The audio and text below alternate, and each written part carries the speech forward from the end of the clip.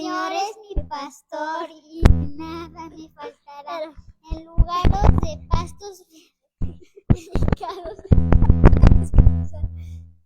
junto a aguas de reposo me reposará, me pastoreará. Confortará mi alma, me guiará por sendas de justicia por amor a su nombre. Aunque ande en valle de sombra y de muerte, no temeré alguno, porque tú estás conmigo. Tu vara y tu callado me infundirán aliento. Preparas delante de mí, en presencia de mis angustiadores.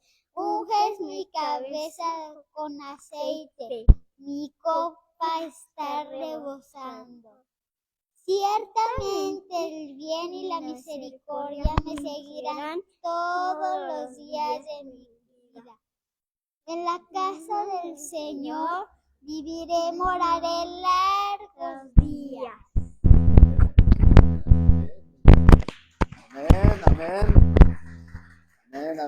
Amén.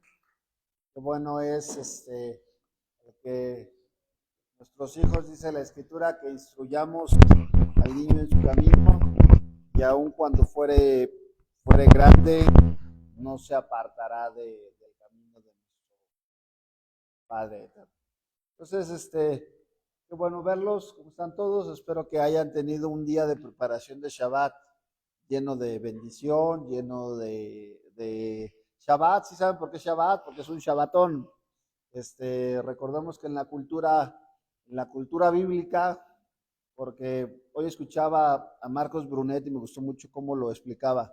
Decía que la Biblia es un libro que está dirigido, es para nosotros, pero no está dirigido hacia nosotros. Esto es algo muy importante que tenemos que entender cuando venimos a las Escrituras. Quiere decir que todos los principios que nosotros leemos en la Escritura los podemos entender y los podemos aplicar, pero tenemos que, para poderlos entender y aplicar de manera correcta, tenemos que saber el contexto, para quién, en qué, no solamente para quién, en qué tiempo y en qué parte del mundo se dijeron las palabras que se están mencionando en las Sagradas Escrituras. Entonces, estamos hablando que el día de hoy vamos a celebrar una fiesta que tiene, por ejemplo, del tiempo de que la celebró Jesús, que la celebró Yeshua, pues más de 2000 años de diferencia a lo que el día de hoy se estaría celebrando.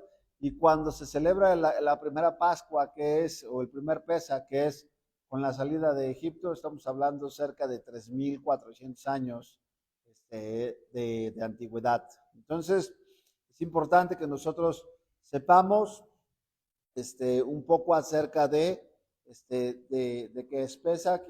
Tuvimos oportunidad de estar recordando la semana pasada, bueno, el Shabbat. Tuvimos la oportunidad de estar estudiando un poco acerca de por qué el animalito, por qué un cordero, por qué el cordero de Dios quita el pecado del mundo, que veíamos que esto lo escribe, lo dice Juan el Bautista, y estudiábamos que, por ejemplo, no había sacrificios que tenían que ver con la parte del pecado para perdonar pecados, que tuvieran que ver con el cordero, y esto es era algo importante. Y entonces, cuando estudiábamos y establecíamos cuál era el tipo entonces de si es una sombra, si Jesús es una sombra del Pesaj original, ¿cuál era el Pesaj original? Bueno, pues cuando los hebreos salen de Egipto. Trato de dar por entendido que creo que no sé si todos sepan, aquí tenemos personas que nos visitan por primera vez. Entonces, si no entienden algo, por favor, coméntenlo. Sabemos que Pascua, o lo que se celebra como la Pascua, estudiábamos un poco, la Pascua que el día de hoy se celebra en el cristianismo tradicional, bueno, tiene sus orígenes en alguna parte surgió esa Pascua, y entonces yo les establecía que el Shabbat, que era primero, el huevo o la gallina. Bueno, para todos los que somos creacionistas y creemos que las cosas no surgen por generación espontánea, sino que hay un creador atrás de esto, pues sabemos que qué, entonces hay alguien que dice el cómo, cuándo, dónde y por qué se deben de celebrar las cosas. Entonces establecíamos que la Pascua que va a celebrar Jesús no era una Pascua cristiana, no existía tal cosa para los tiempos de Jesús. Esto es el primer paradigma que tenemos que entender y que tenemos que establecer. No existía para los tiempos de Jesús una Pascua cristiana. Ya establecíamos que esto se pone o se establece 325 años después del nacimiento del Mesías. En el Concilio de Nicea se hace una separación de lo que era la Pascua hebrea y la Pascua ¿qué? Y la Pascua cristiana. ¿Por qué? Porque había una finalidad de separar a las dos religiones. Había una finalidad de separarse o de distanciarse de la parte de los judíos.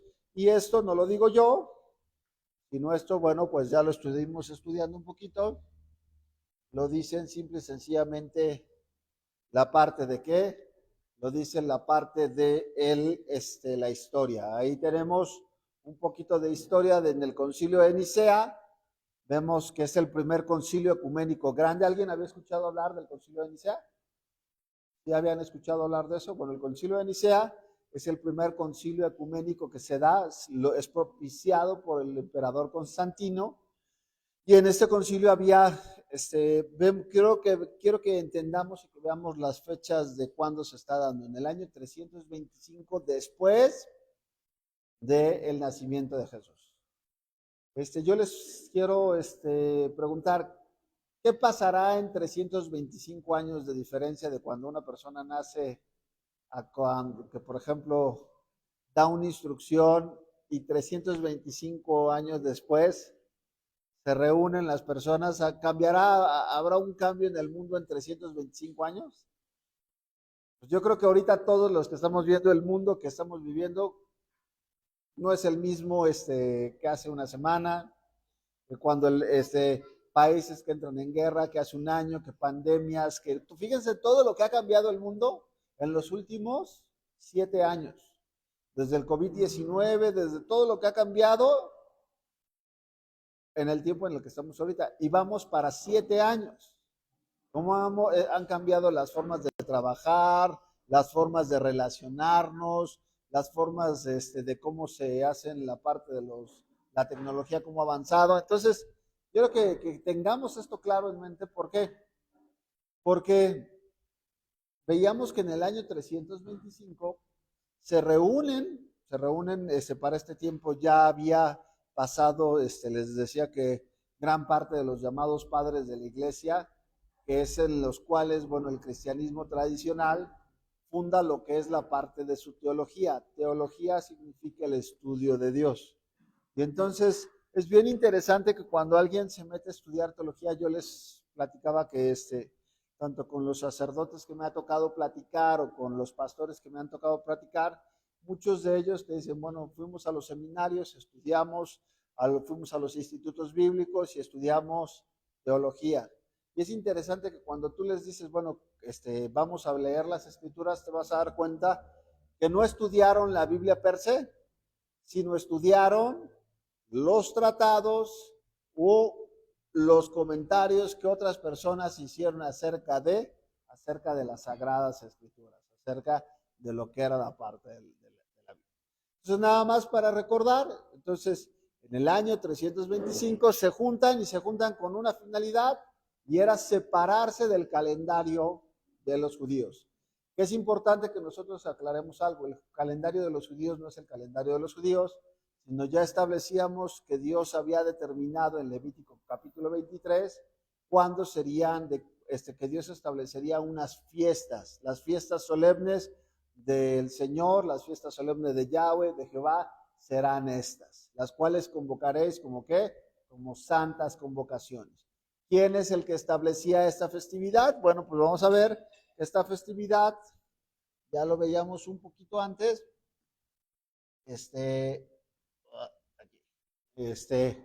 esta festividad.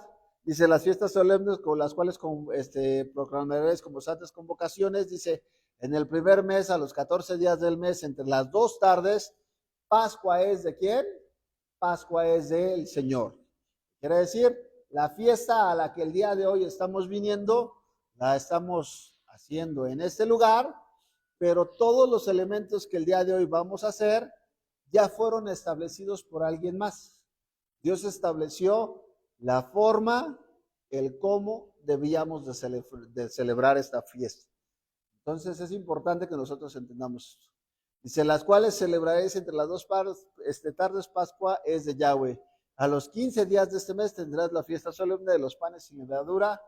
7 días comeréis panes sin levadura. Entonces, Dios establecía esta Pascua como ¿qué? Como el principio de los meses.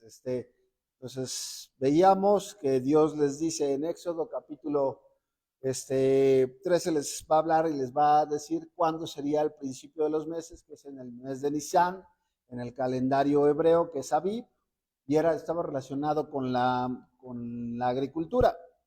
Entonces veían cuando el grano estuviera Abib, estuviera maduro, entonces empezarán a cortar a partir de ese momento, pero un dato importante es el primero de los meses, pero te debías de llevar 2 cuentas.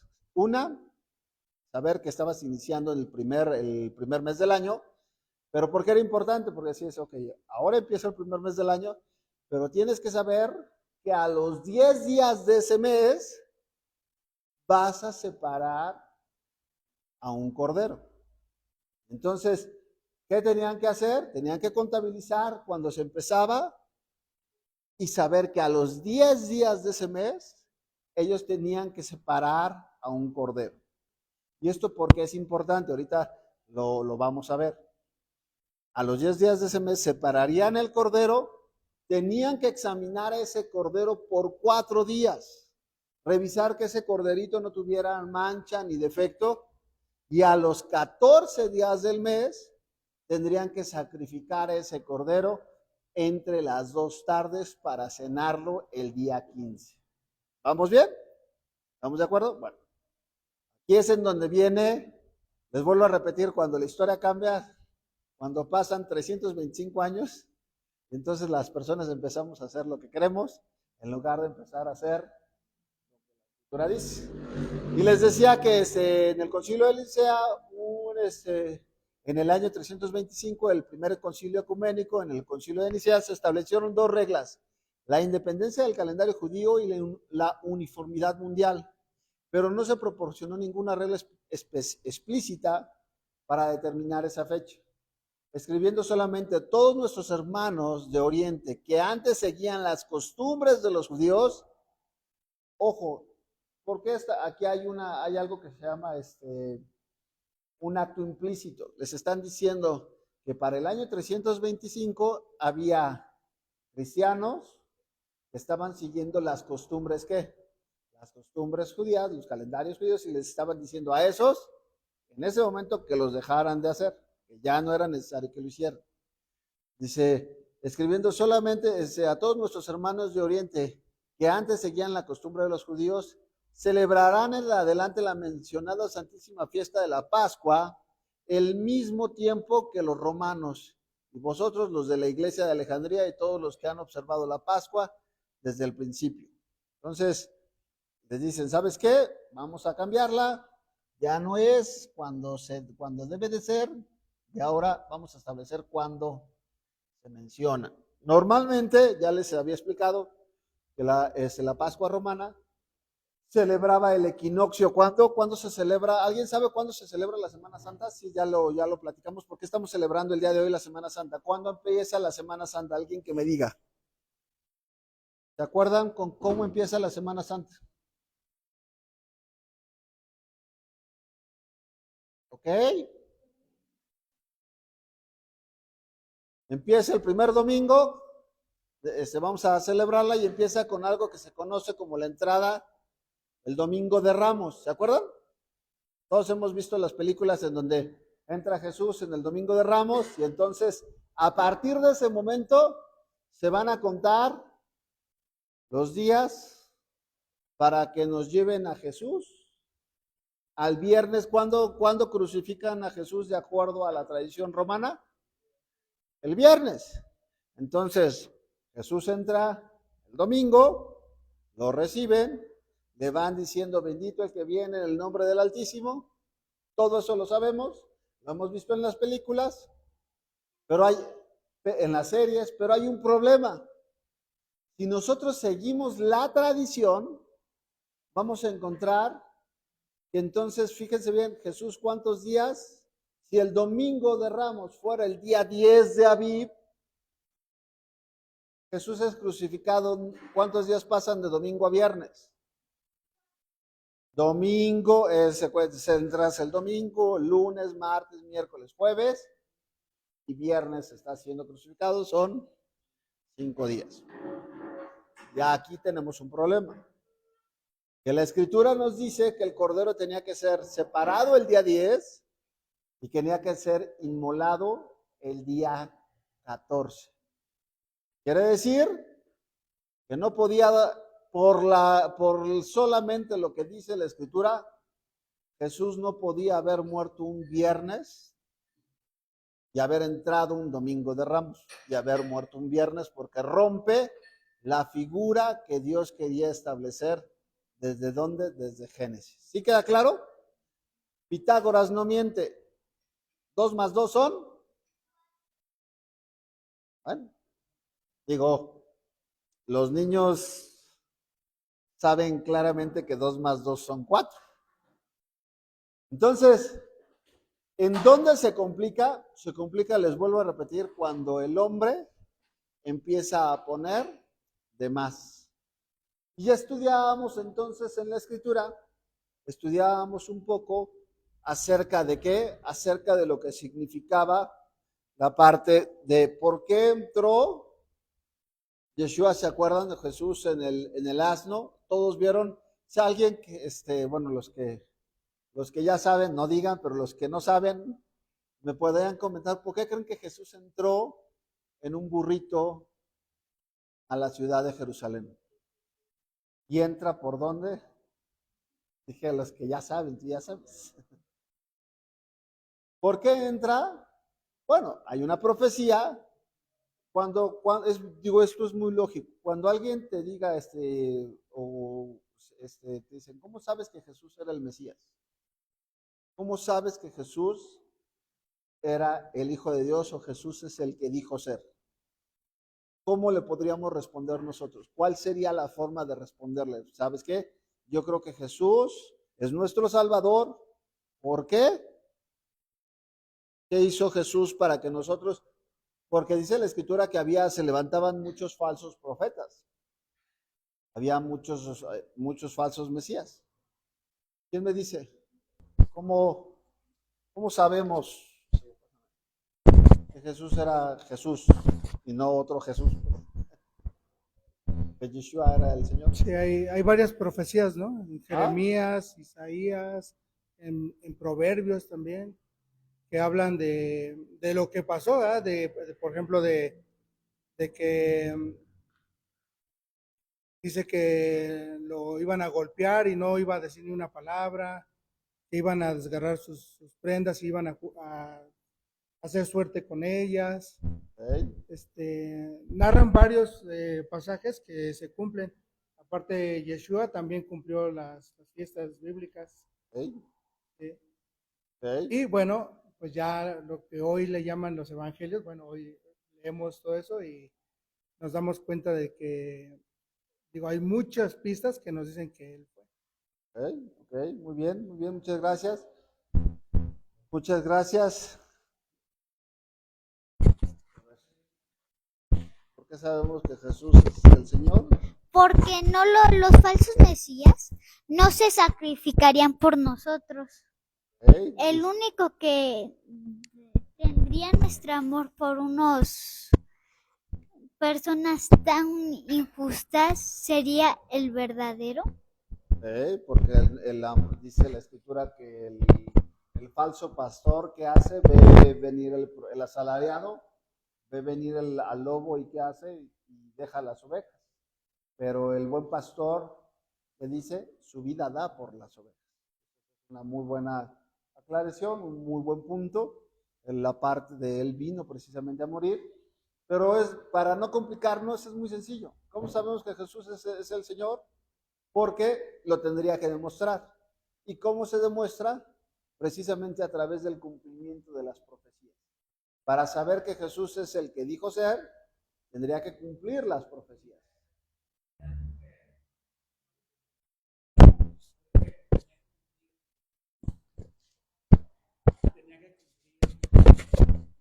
Lo de Jonás, ¿Okay? de estar 3 días y 3 noches como estuvo en el vientre de la ballena.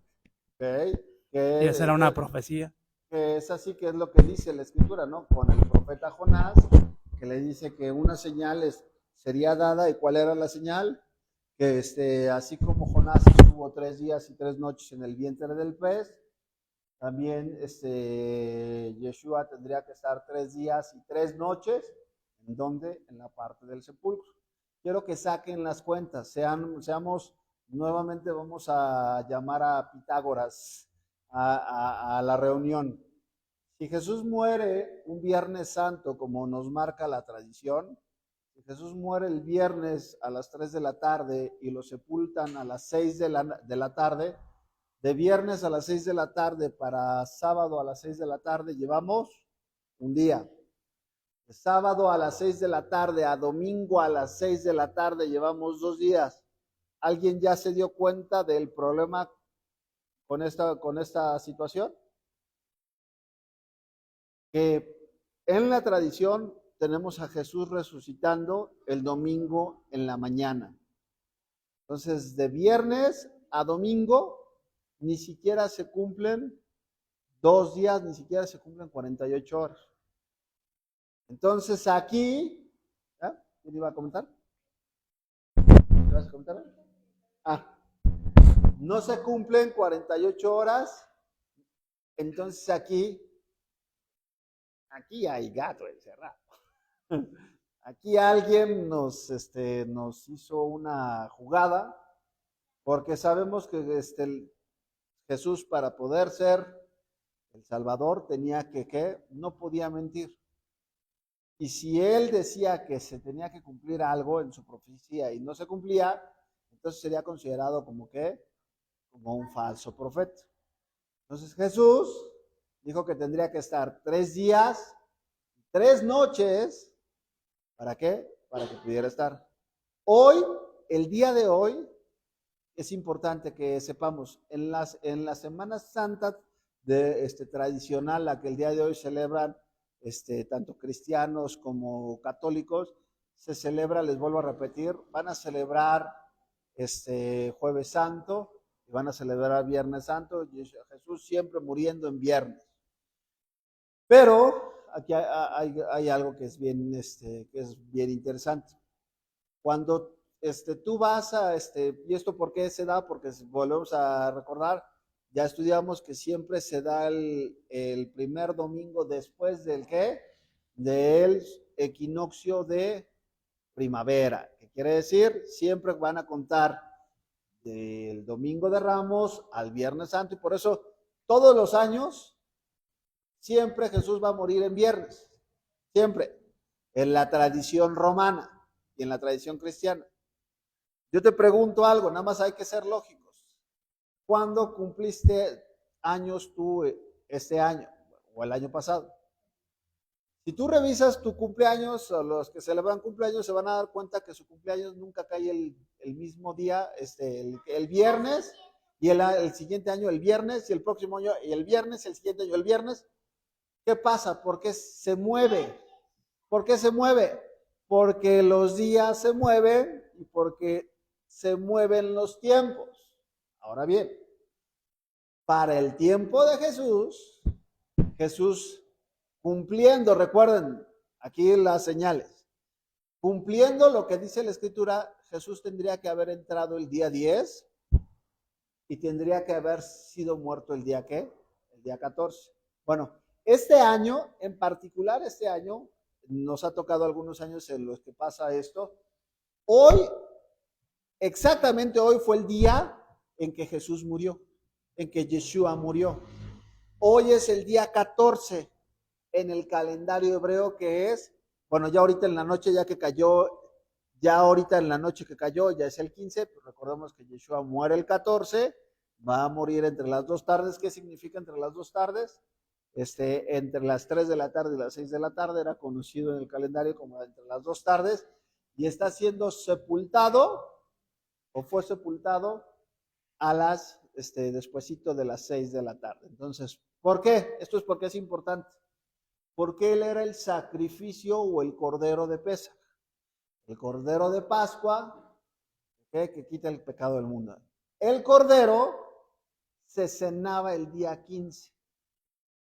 Lo que vamos a hacer nosotros ahorita es, vamos a cenar, vamos a hacer la cena de Pesaj, pero ya nuestro Mesías ya había sido puesto en el sepulcro.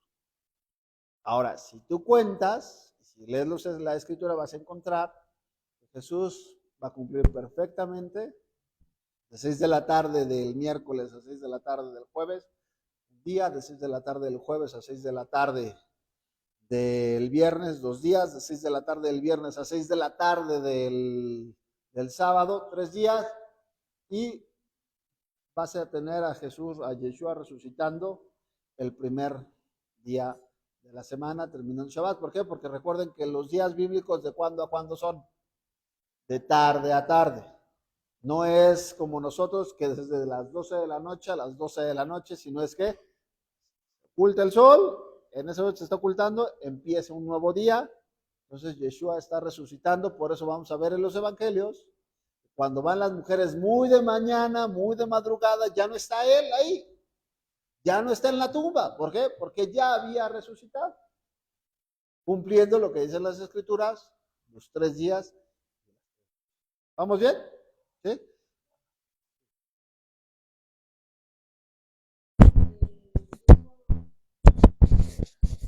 Nada más quería hacer mención de lo que dijo hace ratito, de por qué Yeshua entró en un asno, y dice en Zacarías 9:9: Alégrate mucho, hija de Sión, da voces de júbilo, hija de Jerusalén. He aquí tu rey vendrá a ti, justo y salvador, humilde y cabalgando sobre un asno, sobre un pollino, hijo de asna. Zacarías 9:9. El versículo gracias, en la pantalla, era una profecía que se tenía que cumplir, pero ya veíamos y establecíamos la parte de vendría el Salvador, pero ¿el Salvador de quién? Y entonces ya establecíamos que también en la escritura, ¿por qué tenía que venir montado en un burrito? ¿Por qué? Porque también, ¿se acuerdan a quién tenían que redimir? Dice la escritura que Efraín, en el profeta Oseas, nos habla que aquí nos vamos a meter a algo de... ¿Todos conocen las escrituras? ¿Han leído la Biblia? ¿Sí? Bueno, recuerden que Jesús está viniendo, dice la escritura, por las mismas palabras de Jesús. No me quiero enfocar mucho en esto, pero Jesús viene a un pueblo que le había dado una promesa de redención. Y dice, este pueblo resulta ser que se llama el pueblo de Israel. El pueblo de Israel estaba constituido por 12 tribus. De esas 12 tribus, una de las tribus eran los judíos, pero también estaban Neftalí, Dan, Aser, Gar, Isaacar, Zebulón, Efraín, Manasés, todos estos, Leví. Y entonces, ¿qué pasa? Llega un momento en donde son 12 tribus, Dios les da los mandamientos a esas 12 tribus, empiezan a gobernar reyes sobre Israel, gobierna el rey Saúl, 40 años, luego gobierna el rey David, 40 años, y luego gobierna el rey Salomón, 40 años, pero curioso, 4, 4 y 4, ¿cuántos les dan? 12. ¿Qué significa el 12 en el hebreo? En la parte de significa gobierno. 12 significa gobierno. Es interesante que gobernaron ¿cuánto? Gobernaron 4, 40, 40, 40, ¿fueron qué? Fueron 12. Y entonces es la parte de gobierno. Ahora bien, después de este gobierno, ¿qué pasa? Resulta ser que Salomón hace todo lo que Dios le dice que no haga, y entonces el reino se va a partir, se va a dividir. Y a partir de Salomón ya son dos casas, un reino en el sur y un reino en el norte. El reino del sur es conocido como la casa de Judá y el reino en el norte es conocido como ¿quién? Como Efraín. Esto es fundamental para que puedan entender las escrituras. Cuando ustedes leen al profeta Oseas, ya estudiábamos que el profeta Oseas está dirigido hacia la casa del norte y va a comparar a Efraín como un asno salvaje, como un burro. Ahora, no cualquier burro. Efraín, si nosotros leemos la escritura, va a ser conocido como el primogénito del Señor. Y entonces, hay una ley en Éxodo que dice que para poder redimir al burro, todos los primogénitos son del Eterno. Y para poder redimir al burro hay que, ¿qué? Habría que matar a un cordero en lugar del burro. Y si no querías redimir si te querías, no querías redimir al burro, entonces, ¿qué hacías con el burro? Le tenías que, ¿qué? Que quebrar el cuello o cortar el cuello. Y entonces, cuando el profeta más adelante te dice que Efraín, el reino del norte, era un asno, y que se fue a fornicar con los dioses ajenos y dejó a Dios, entonces, ¿qué hace? Dios podía haber no redimido a quién, a Efraín, al reino del norte. Pero Jesús mismo, cuando dice que Él ha venido a salvar a las ovejas perdidas, ¿de quién? De la casa de Israel. Él te está hablando su propósito. Por eso, cuando tú ves esta figura, este es el corderito, ya veíamos que el corderito representaba pureza, cuidado y control. Bueno, cuando tú ves esto, estás viendo al cordero redimiendo al asno. ¿Y ese asno a dónde va a llegar? Lo va a llevar ni más ni menos al templo. ¿Para qué? Cuando tú ibas a presentar un sacrificio, tenías que llevarlo ¿a dónde? Tenías que llevarlo al templo. ¿Y para qué lo llevabas al templo? Para que fueras primero examinado, este es el día 10, para que fuera examinado y una vez que es examinado, dijeran, cumple con los requisitos, tiene que ser ¿qué? Puede ser sacrificado. Y entonces este burro que no merecía vivir, ahora es redimido y ahora ¿qué? Y ahora puede vivir su vida. ¿Por qué? Porque su vida fue pagada por un cordero. Este burro, lo veíamos en Shabbat, somos todos y cada uno de nosotros. Somos todos y cada uno de nosotros porque algo interesante con las ovejas perdidas de la casa de Israel, por eso se llaman perdidas, porque están ¿qué? Están perdidas, ¿no? Si no dirían las ovejas encontradas de la casa de Israel, vengo a redimir a las ovejas que ya encontramos y que son los judíos que viven en este lugar, ¿no? Jesús mismo dice, he venido por las ovejas perdidas. ¿Por qué? Porque estaban perdidas de la casa de Israel, que Dios había que disipado y dispersado entre todo el mundo, de acuerdo a la profecía que se establecía. ¿Vamos bien? Entonces, por eso habla precisamente de qué, de que Jesús esto es lo que vendría a ser. Ahora, el cordero, ya establecíamos que el sacrificio de Pascua era una ofrenda que Dios estaba estableciendo la manera en cómo se tenía que hacer, cómo se tenía que comer y qué se tenía que poner. Esto es importante. ¿Por qué? Porque cuando Dios estaba hablando, ¿de qué estaba llamando? No estaba llamando al pueblo, ¿para qué? Para que salieran de una mentalidad, sino literalmente lo que estaba haciendo el Señor es que los estaba sacando a la libertad. Por eso dice la Escritura que ellos, cuando salieron de Egipto, no volvieron a Egipto, porque cuando Dios te libera, te hace verdaderamente libre. Quiere decir que cuando Jesús, esto es un paralelismo con Jesús, ¿por qué? Porque Yeshua, ¿qué viene a hacer? No te viene a redimir, fíjate bien lo que te estoy diciendo. No te viene a redimir para que tú sigas viviendo en Egipto. Te viene a redimir para que tú salgas de Egipto. ¿Quiénes fueron los que se quedaron en el desierto? Todos aquellos que salieron físicamente, pero su mente se quedó ¿en dónde? Se quedó en Egipto. Quiere decir que Dios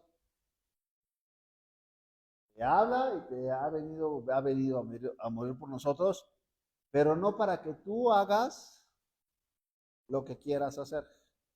Ese no es el Jesús de las Escrituras. El Jesús de las Escrituras le dice, ok, yo vine a morir por ustedes, pero les dejo condiciones para que ustedes, ¿qué?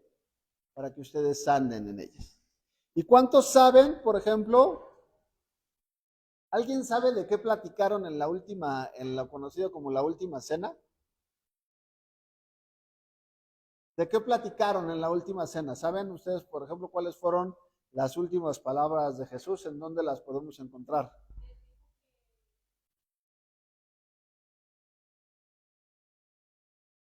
Okay, que fueran uno en él, como él era uno en el Padre.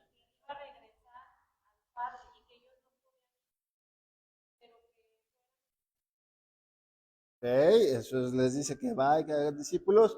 ¿Y eso dónde lo encontramos? ¿En qué evangelio? ¿Se acuerdan? ¿Evangelio de Juan? Evangelio de Juan, si tú vas a leer el Evangelio de Juan, te invito a que lo hagas. Empieza a leer, por ejemplo, desde el capítulo 14, 15, 16, 17. Vas a encontrar las palabras de Jesús durante precisamente el ceder o la cena que ellos estaban teniendo.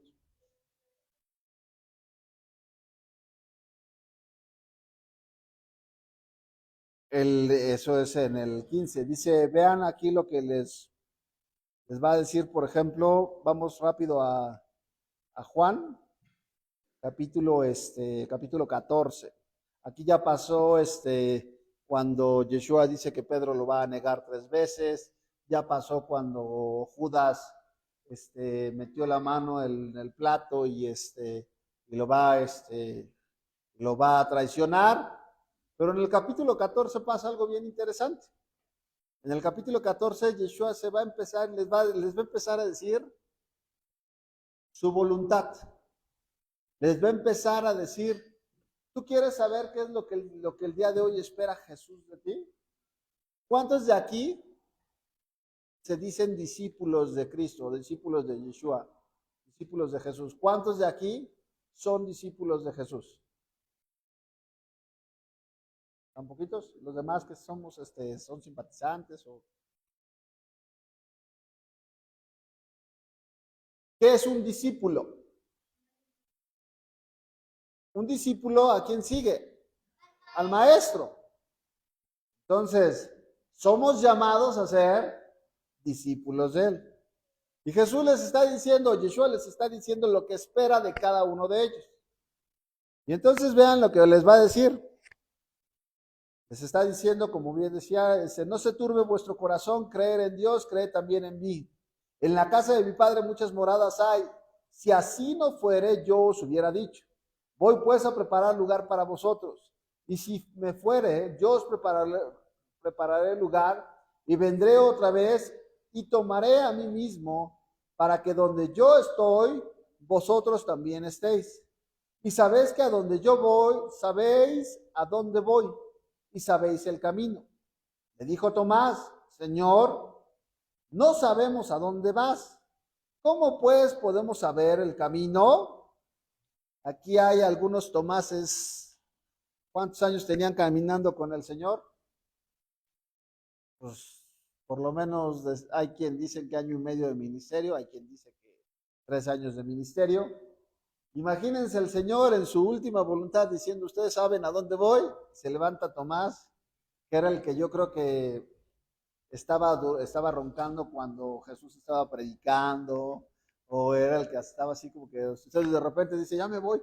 ¿Y a dónde vas? Ustedes saben a dónde voy, Tomás. ¿A dónde vas, Señor? No sabemos a dónde vas. Jesús así ¿de verdad? O sea, ¿de verdad tengo que volverles a explicar a dónde voy? Y vean lo que dice, Jesús les dijo, yo soy el camino, la verdad y la vida. Nadie viene al Padre si no es por medio de mí. Todo de este versículo podemos hacer una sola enseñanza, porque el camino, la verdad y la vida eran los caminos que estaban para entrar al templo. Estaba en la puerta del camino, estaba la puerta de la verdad y estaba la puerta de la vida. Y por esos caminos entraba el sumo sacerdote para poder entrar al lugar santo y al lugar santísimo. Pero ese es tema de otro estudio. Si me conocéis, también a mi Padre conoceréis. Y desde ahora lo conocéis y le han visto. Y ahí viene Felipe. Felipe le dijo, Señor, muéstranos al Padre y nos basta. O sea, estaba Tomás, que era el que despistado, y estaba Felipe, que decía, ¿cómo qué calificativo le ponemos a Felipe? Pues también otro despistado, ¿no? Sí, Señor, creemos en ti, nada más muéstranos al Padre. Y entonces Jesús les va a contestar, les vuelvo a repetir, son sus últimas palabras a los discípulos. Y les va a decir, Jesús les dijo, Yeshua les dijo, tanto tiempo hace que estoy con vosotros y no me habéis conocido, Felipe.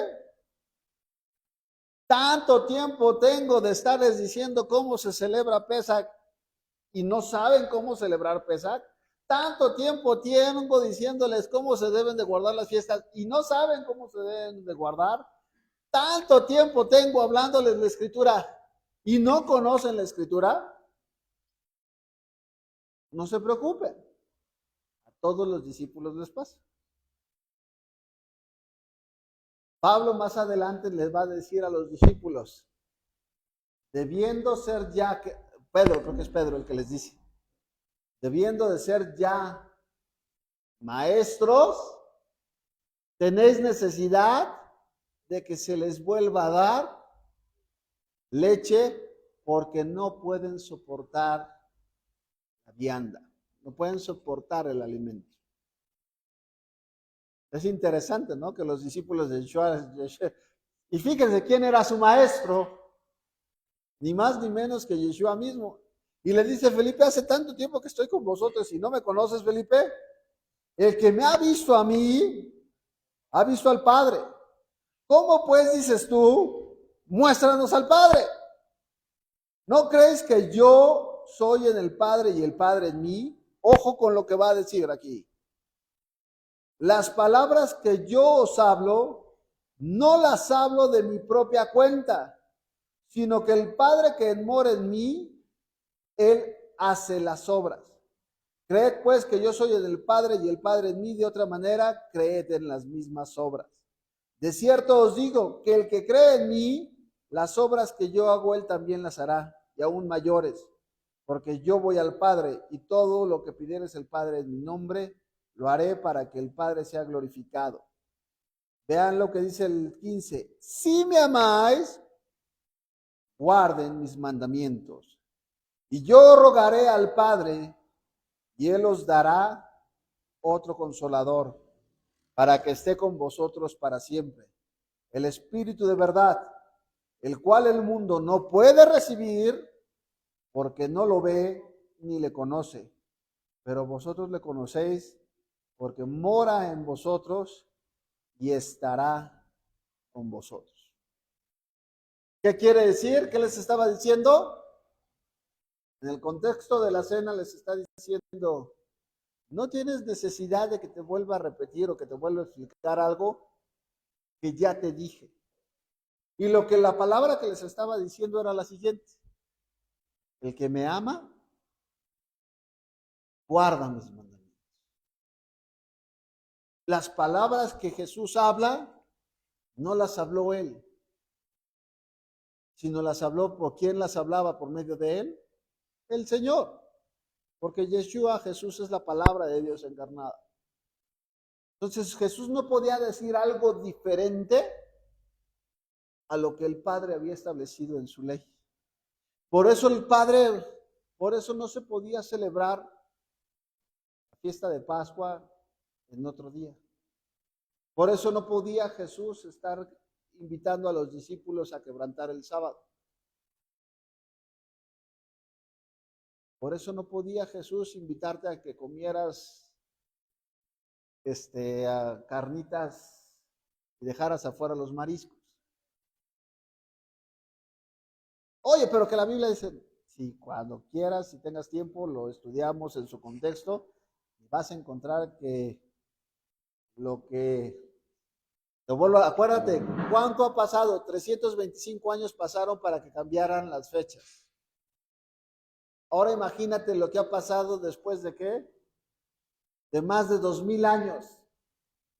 ¿Sabes cuántas denominaciones cristianas el día de hoy hay en el mundo?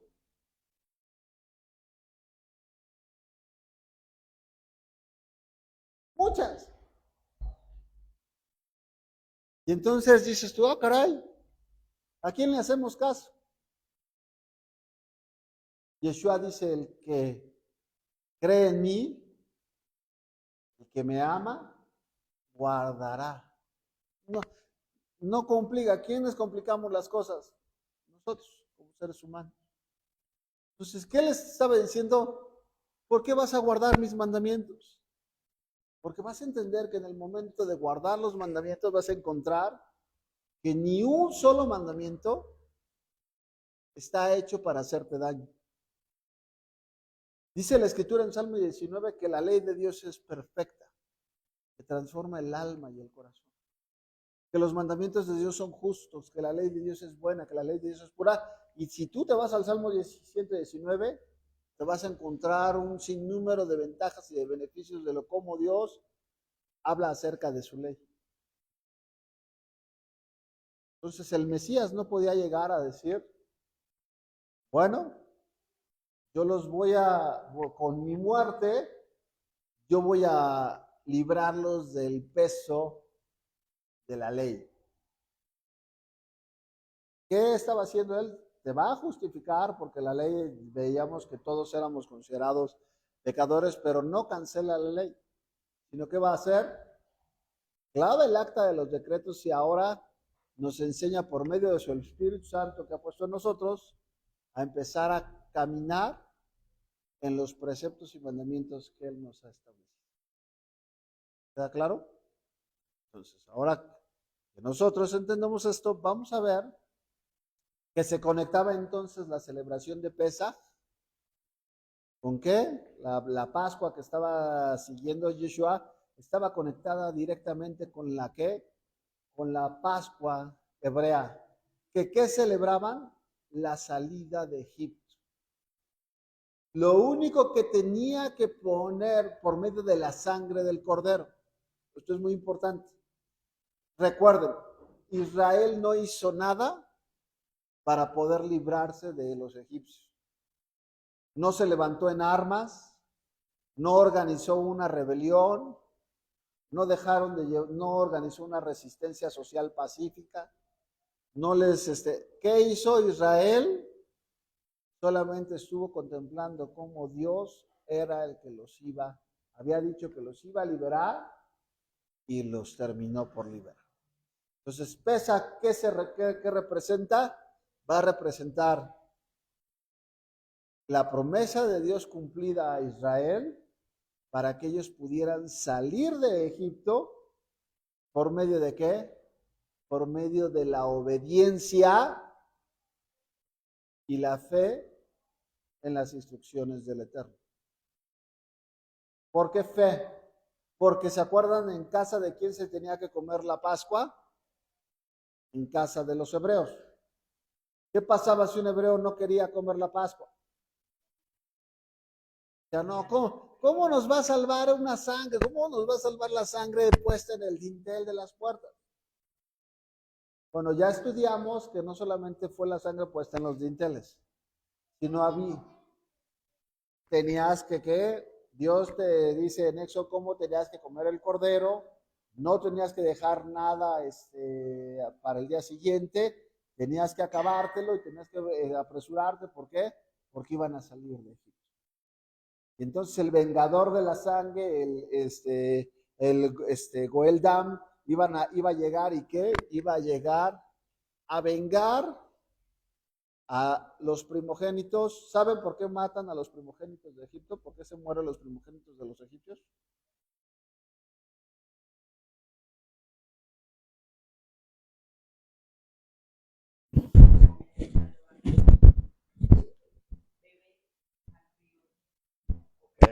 Porque los egipcios habían echado a los bebés al río Nilo. ¿Y echaron puros primogénitos o por qué?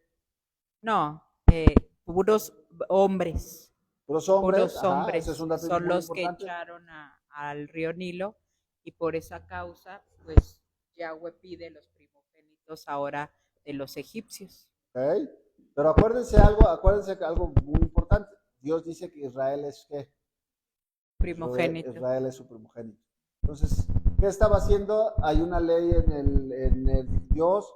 ¿Qué está haciendo? Está simple y sencillamente vengando la sangre de aquellos que habían derramado antes. Entonces, por eso se conoce como ¿qué? Como el vengador de la sangre. Y entonces, ahí, todo primogénito que ya había sido redimido por medio de la sangre del Cordero, iba a ser guardado en casa. ¿Está bien?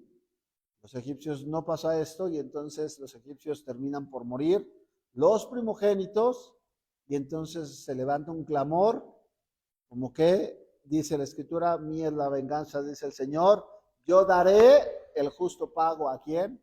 A cada quien. Y entonces esto termina, ¿por qué? Esto termina con la liberación del pueblo de Israel y termina el Señor librándolos ¿de qué? Llevándolos precisamente a la parte de la libertad, en donde más adelante el ejército de Faraón, lo vamos a ver ahora que nos reuníamos en Bikurim, o en Omer Reshit, que son las primicias, el ejército de Faraón terminará por ser humillado. ¿Vamos bien? ¿Okay? Es importante, entonces dice, guardaréis esto, en Éxodo 12, dice, guardaréis esto por estatuto perpetuo, para vosotros y para sus hijos, ¿para qué dice? Para siempre. No para de repente, cuando quieras, sino te está diciendo que este estatuto será un estatuto perpetuo para siempre. Y cuando dijeron vuestros hijos, ¿qué es esto que estamos haciendo? Dice, vosotros responderéis, es la víctima de Pascua de Yahweh, el cual pasó por encima de las casas de los hijos de Israel en Egipto, cuando hirió a los egipcios y nos libró de nuestras casas. ¿Cuál era la intención de estar recordando esto? Que la liberación que ellos habían obtenido no había sido ni por espada ni por ejército, sino había sido ¿por qué? Por la obra del Señor. ¿Cuál es la representación que Yeshua iba a hacer? Que nuestra salvación no la íbamos a obtener nosotros porque nos esforzáramos o porque quisiéramos, sino era ¿por qué? Porque Él había prometido, lo haría, y había enviado precisamente a ese libertador para que nos trajera a una vida nueva en Él. ¿Vamos bien? Ya vamos a terminar, no se preocupen. Dice aquí, dice Yahweh declaró la Pascua, debería ser celebrada por toda la eternidad. Históricamente la Pascua es la liberación de los hijos de Israel, de la esclavitud de Egipto, Misraim, donde habían sido hechos esclavos. ¿Alguien de aquí en algún momento ha visto algunas películas de esclavitud? Tenemos como cuál es el parámetro más cercano que tenemos de esclavitud.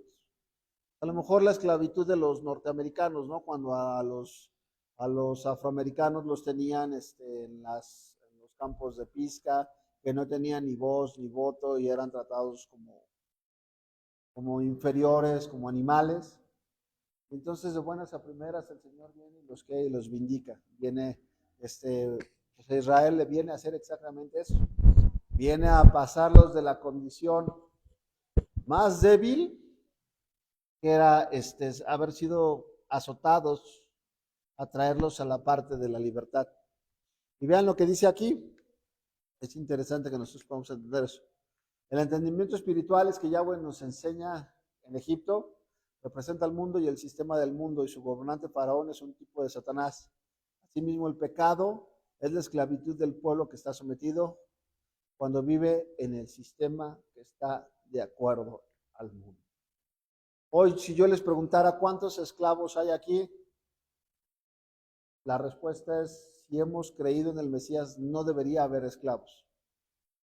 Porque Él vino precisamente a sacarte de la esclavitud que este mundo te estaba ofreciendo. Hoy vemos a un mundo que está peleando, ¿por qué? Por tener más dinero, por ser más popular, por hacer las cosas que al mundo te agradan, ser más vanos, y eso no llena. Y entonces, ¿qué decía Yeshua? Les decía esto: nosotros tenemos a Abraham por padre. Decía él: que comete pecado, esclavo es del pecado. Pero el Señor nos había venido a traer, ¿qué? Nos había venido a traer vida, vida en abundancia. Hoy no debería haber aquí esclavos del pecado. Déjame ponerlo de esta manera. Si tú eres esclavo del pecado, un esclavo se somete a la libertad, a las indicaciones de su amo. ¿Qué quiere decir? Por más de que el esclavo no quiera, termina haciendo la voluntad de ¿quién? Del que lo domina.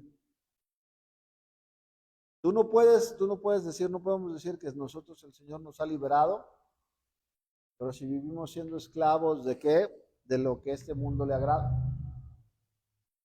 Si eres esclavo de la pornografía, si eres esclavo de la inmoralidad, si eres esclavo de vicios, si eres esclavo, el Señor vino a traer libertad a los cautivos. Él no dejó a nadie en Egipto.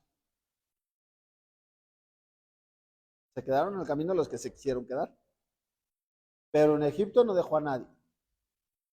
Y Él, dice la Escritura, que el que empezó en nosotros la buena obra, la perfeccionará. ¿Qué es lo único que necesita? Tú tengas fe en la obra del Cordero. ¿Qué quiere decir esto? ¿Para qué fue la sangre del Cordero? Para sacarte de Egipto. ¿Para qué fue la sangre de Yeshua? Para sacarte del mundo. Por eso te dicen los apóstoles: ¿cómo puedes decir? Juan te dice, primera de Juan: todo aquel que ama el mundo, el amor de Dios no está en él. Porque el mundo pasa y sus riquezas. Pero ¿qué es lo que dice? En el mundo está la vanagloria, la vanagloria, los placeres. Dice: no puedes decir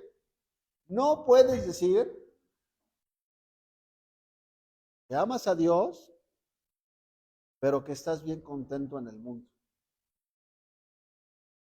No se puede. Por lo menos el Jesús de las Escrituras, el Cordero que dejó esa sangre, te dice: esa sangre la dejé, sí, para hacerte libre, pero si crees que yo te voy a sacar de ahí. ¿Qué tienes que hacer tú? Si el Señor, ¿qué pasó en la Pascua? El Señor les dijo: salte. ¿Y cómo tenían que estar preparados? ¿Se acuerdan? ¿Cómo se comieron el cordero? Fajados, con los zapatos puestos, todas las maletas hechas, panes sin levadura. ¿Por qué? Porque del momento que terminaron el cordero, el Señor les dijo: vámonos. ¿Y la instrucción qué fue? Pues vámonos.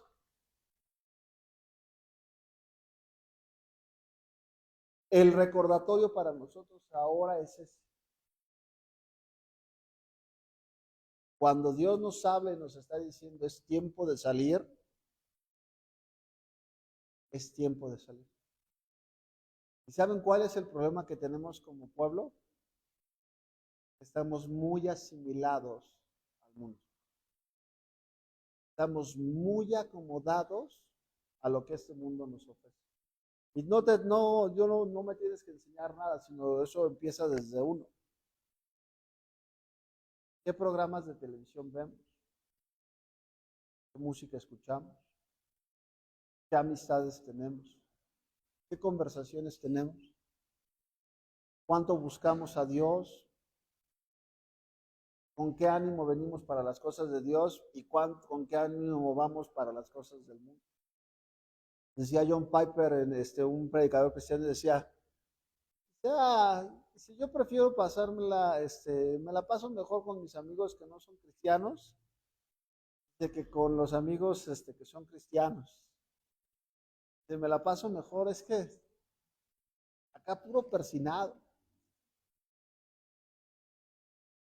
La respuesta de John Piper fue pues, interesante. El igual busca el igual. ¿Habrás nacido de nuevo? La sangre o la sangre que dejó vertida nuestro Yeshua fue precisamente ¿para qué? Se fue precisamente ¿para qué? Para librarnos de ese pecado. Y al librarnos de ese pecado, la única manera de hacerlo era por medio de su sangre. Lo que ahorita vamos a hacer la representación, vamos preparándonos para los elementos de la representación. Lo que ahorita vamos a hacer es precisamente es una representación. ¿Por qué? Porque ya el Cordero de Dios ya fue sacrificado. ¿Por qué lo hacemos de esta manera? Porque es una representación y él decía que el mandamiento era que teníamos que comer cordero, hierbas amargas, panes sin levadura y para que nosotros pudiéramos recordar lo que costó nuestra vida antes de él. Entonces, vamos a prepararnos con los elementos. Voy a pedir favor que si gustan tomar asiento acá.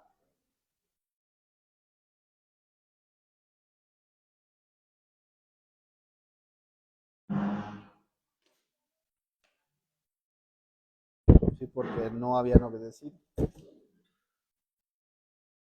Muy bien, vamos a prepararnos para la parte de los elementos. Ahorita lo hace. Porque te van a dar las hierbas ahí. Trajo hermana sus. Nada, trajo. Ah, pero para la representación, ¿no? Ahorita le. Dale. Le compartes cordero a la hermana. Ahí. Hacer pedacitos.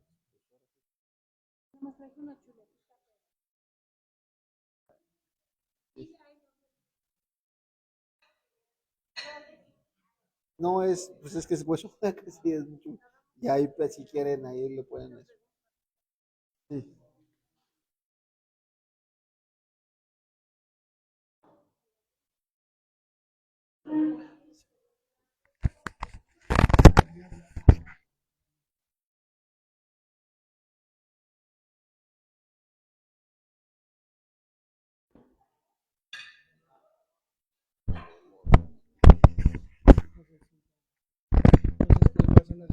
Sí, claro. Sí, claro. Vamos preparándonos, vamos preparando las cosas.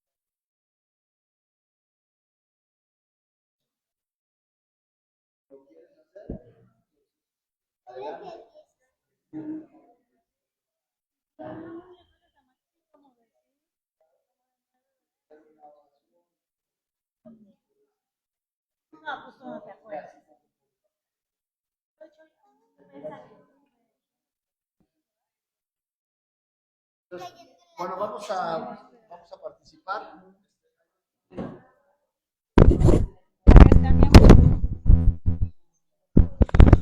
Bueno, vamos a participar del ceder. ¿Dónde está acá está la mesa? Entonces vamos a ponerla de este lado, así. No sé si ahí se vea. Entonces vamos a participar de los elementos. Vamos a participar de los elementos. Un segundo. Ay. Permiso, perdón, es que iba a poner este. Voy a poner este, que es un talit, es conocido como un manto de oración. Cuando Jesús habla la escritura que la mujer tomó el borde de su manto, era un talit, era uno de estos. ¿Y por qué tomó el borde de su manto? Porque en los talits estos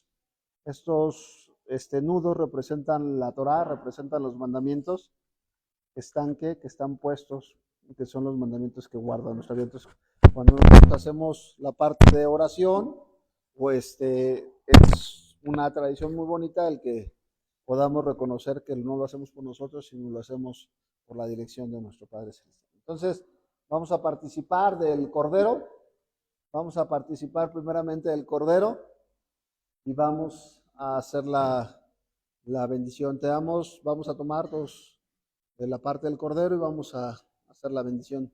Bendito Padre Celestial, te damos gracias porque hoy recordamos, Señor, en este tiempo de Pesach, este Cordero, Padre Celestial, que representa nuestra libertad. ¿Por medio de qué? Por medio del sacrificio que solamente tú hiciste en la cruz del Calvario. Hoy recordamos nuestra libertad, así como sacaste a nuestro pueblo de Israel de Egipto y de mano poderosa de Faraón. Así también hoy recordamos que hace 2000 años nuestro amado Yeshua se entregó por nosotros para morir y derramar su sangre, para librarnos del poder del pecado y de la muerte, para redimirnos, Señor, a pesar de nuestras infidelidades, Señor. Tú demostraste ser fiel, Señor, para con tu pueblo. Hoy te damos gracias por la sangre, Señor, y por la vida del Cordero, Señor, inmolado, que quita el pecado del mundo. Participamos del Cordero, todos juntos participamos del Cordero.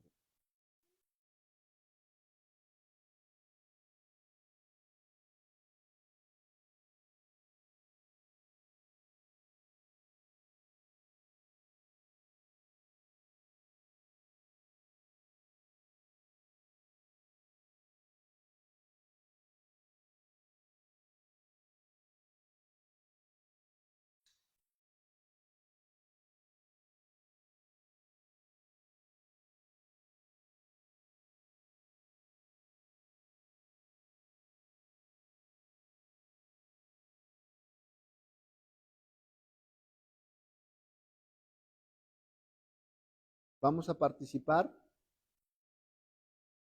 La siguiente, en sus platos tienen hierbas amargas. Las hierbas amargas nos recuerdan el tiempo de cautividad que nuestro pueblo estuvo en Egipto, el dolor que estuvo, el dolor que los llevó a estar bajo presión y bajo precisamente la parte de la esclavitud. Y te lleva a recordar también tu vida anterior. Antes de conocer al Señor, ¿cuántos de nosotros de repente está bien el enterrar el pasado, pero esto es recordar precisamente de dónde nos rescató el Señor? Y cuando tú recuerdas, cuando no se te olvida de dónde te rescató y el dolor que tuvimos en nuestras vidas cuando estábamos ajenos a Dios, ajenos a las promesas, cuando recordamos esto, entonces decimos, no queremos volver allá. Hay una alabanza que dice, no voy a volver atrás. No voy a volver atrás. Y el recordar precisamente las hierbas amargas nos habla de qué? De recordar una vida en esclavitud, una vida sin el Señor en nuestras vidas. Entonces vamos a participar de las hierbas amargas. Si saben feas es porque son amargas y ese es el propósito, de recordar que no son agradables.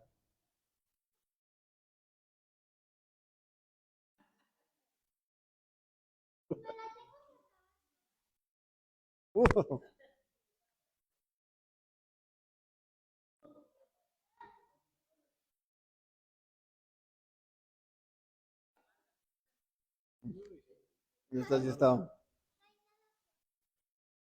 estas sí estaban muy amarguitos.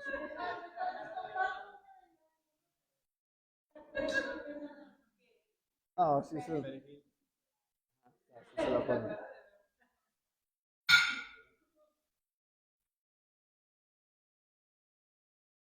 Es recordar precisamente que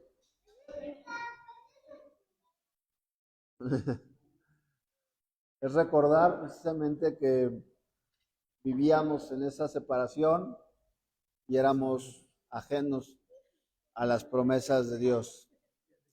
Amén. Pues vamos a participar ahora del pan. Vamos a participar del pan. Y normalmente hay una bendición en el pan que se canta. Ahora hay una característica en este pan. Este pan, como lo pueden ver, se le conoce como matzah. Matzah, ¿por qué es? Porque es un pan sin levadura. A diferencia de los otros panes, vemos que cómo hacen los panes de Shabbat, el jalá, como es, gordito, infla. Pero Dios nos manda que en este tiempo comeríamos esta festividad con panes sin levadura. ¿Y qué representa? La levadura, la levadura representa el pecado. Y el comer panes sin levadura es lo que el Señor va a hacer con nosotros, es quitar precisamente el pecado de en medio de nosotros.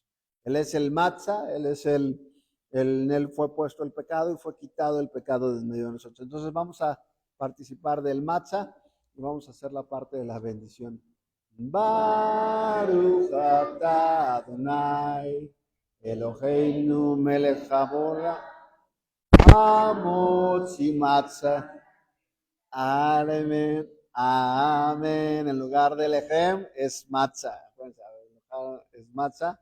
Amén. Bendito eres tú, oh Dios, Rey del universo, que nos bendices con el matzah, Señor, que has ordenado, Señor, para que nosotros comamos durante este tiempo, Señor, de panes sin levadura. Gracias porque este pan representa, Señor, lo que tú has hecho con nosotros al limpiarnos y quitarnos el pecado, Señor, de nuestras vidas. Participamos todos del matzah.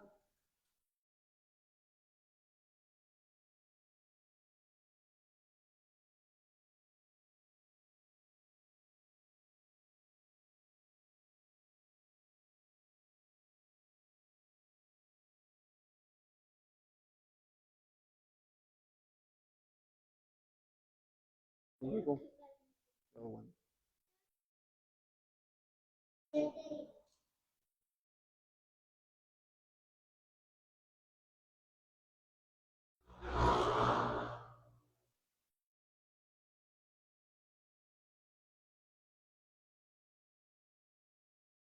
Vamos a tomar el vino, la copa de vino. Vamos a tomar la copa de vino.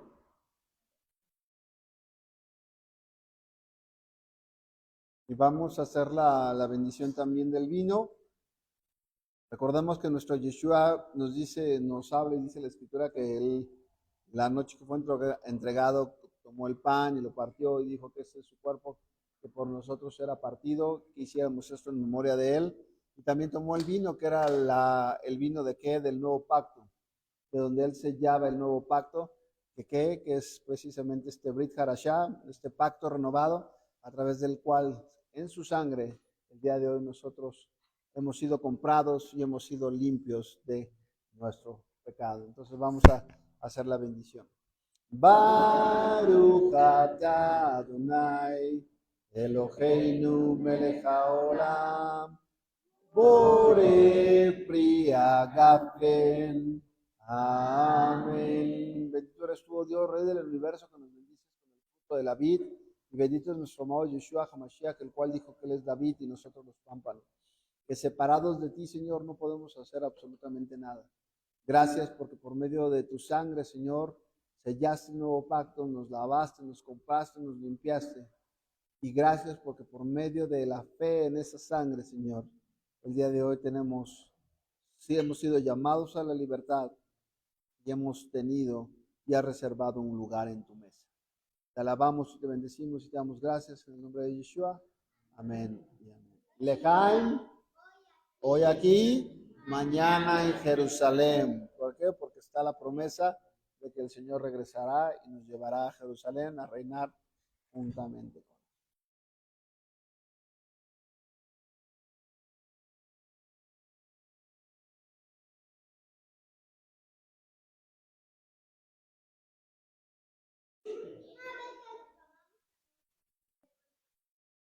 Y bueno, por último, vamos a tener estos elementos, el único elemento que no viene dentro de los que Abba nos ha considerado como ordenado en Pesach, pero sin embargo no transgrede y no quita la autoridad de ninguno de los otros elementos, son las manzanas, el dulce de manzana, las manzanas con miel. Esto dice la Escritura que cuando nosotros obedecemos los mandamientos del Eterno, son como que es miel a nuestro paladar cuando nosotros nos deleitamos en obedecer los principios y mandamientos que Dios ha establecido. Entonces, el que nosotros comamos la miel es que recordemos que venimos de un pasado amargo, pero que Dios nos habla a un futuro dulce. Y esto no quiere decir que tu vida va a ser sencilla, pero que tu final es dulce. ¿Por qué? Porque tu final y mi final están ahora en las manos del Eterno y Él nos ha llamado a estar donde Él está, nosotros también estaremos con Él. Entonces, vamos a participar de las manzanas. En no hay oración, pero sí damos gracias por lo que el Señor trae esa bendición a nuestras vidas. Entonces, participemos de las manzanas y de la miel.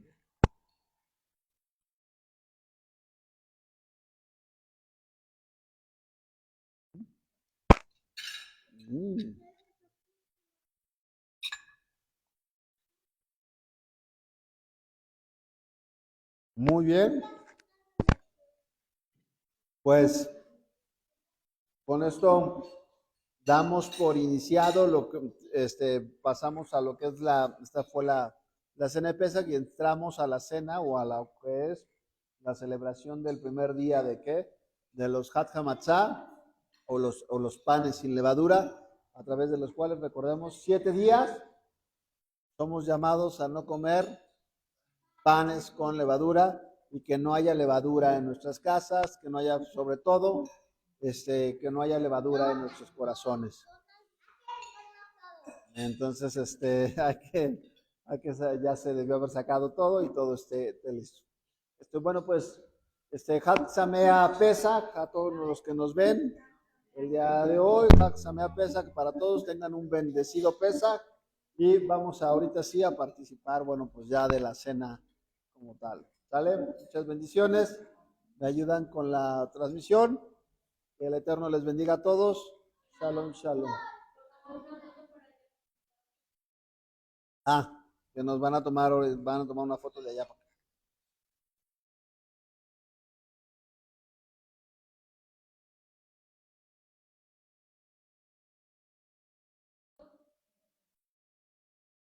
No quiero tapar.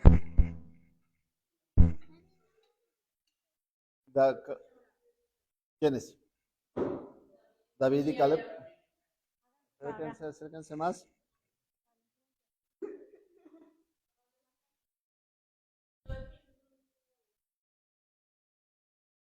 Entonces. Que se sienten ustedes, siéntense.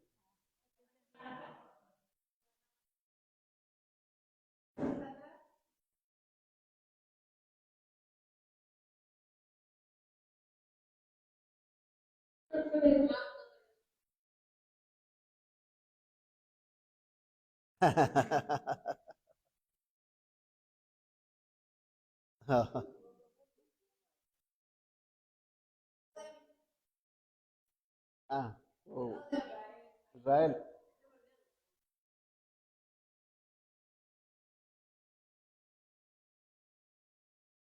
Eso.